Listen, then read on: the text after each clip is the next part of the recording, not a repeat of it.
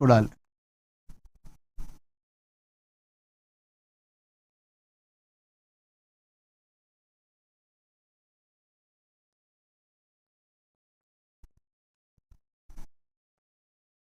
మాట నిలుపుకున్న విజయ్ దేవరకొండ అయితే నిన్న ఏదైతే ఇద్దరు టాలీవుడ్ స్టార్ కపుల్స్ అని చెప్పుకోవాలి, ఇద్దరు కూడా రష్మిక మందన్న, విజయ్ దేవరకొండ తమ సొంత ఊరైనటువంటి అచ్చంపేటలో ఆ మండలంలో ఎవరైతే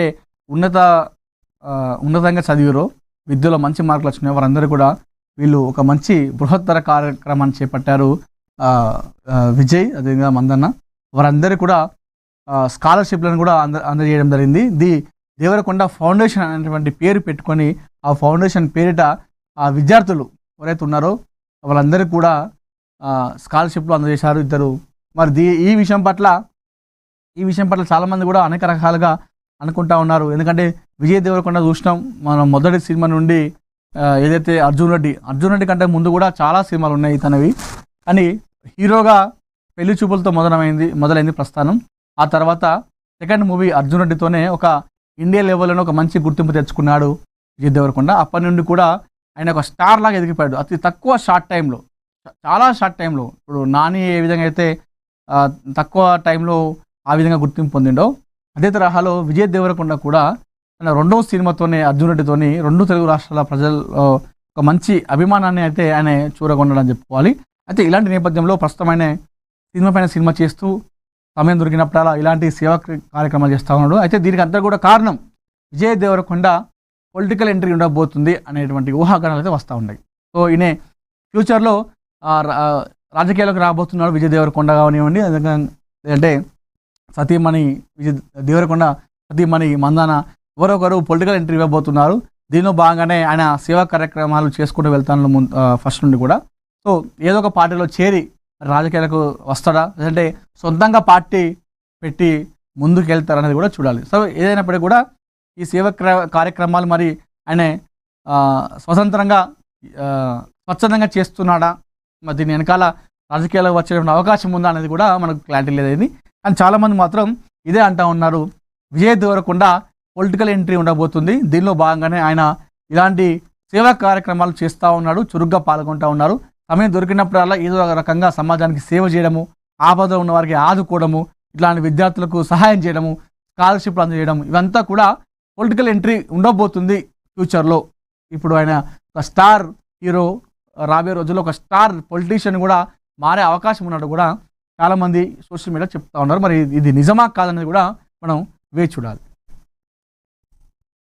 ఫ్రాన్స్లో ప్రధాని మోడీ పర్యటన, భారత్ ఇన్నోవేట్స్ ప్రారంభం, చారిత్రక విల్లా కెర్లియస్ను సందర్శించిన మోక్రాన్, దేశంలో స్టారప్ వ్యవస్థ మరింత విస్తరిస్తుందని ప్రధాని స్పష్టీకరణ, ద్వైపాక్షిక సంబంధాల బలోపేతంలో మోడీ పాత్ర అద్భుతమన్న ఫ్రాన్స్ అధ్యక్షుడు. సో ఇది అంటే ఛాన్స్ దొరికినప్పుడల్లా మోడీ విదేశ పర్యటన చేస్తూ అక్కడ పెట్టుబడులు మన దగ్గర తీసుకురావడము ఇలాంటివి కూడా మనం చేస్తూ ఉన్నాము. దానిలో భాగంగా నేను ఫ్రాన్స్కి వెళ్ళడం జరిగింది, అక్కడ అధ్యక్షునితో మాటామంది జరిగింది. సో మన దేశానికి సంబంధించినటువంటి పెట్టుబడులు కావచ్చు, అనేక రకాల విషయాలపైన కూడా అక్కడ చర్చలు అయితే జరిగినాయి.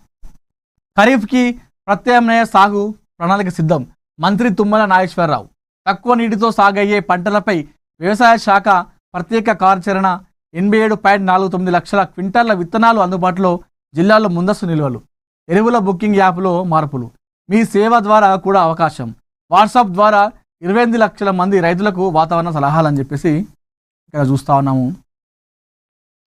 రాహుల్ గాంధీ అవాస్తవ భయాలు సృష్టిస్తున్నారంటూ కూడా నిర్మలా సీతారామన్ ఆడ పెద్ద ఎత్తున ఆరోపణలు చేయడం జరిగింది. ప్రైవేట్ పాఠశాలల ఫీజుల దోపిడీని అరికట్టాలి, బలవంతపు పుస్తకాలు, యూనిఫామ్ల విక్రయాలపై చర్యలు తీసుకోవాలి, ఎస్ఎఫ్ఐ చేవెళ్ల డివిజన్ కార్యదర్శి బేగరి అరుణ్ కుమార్.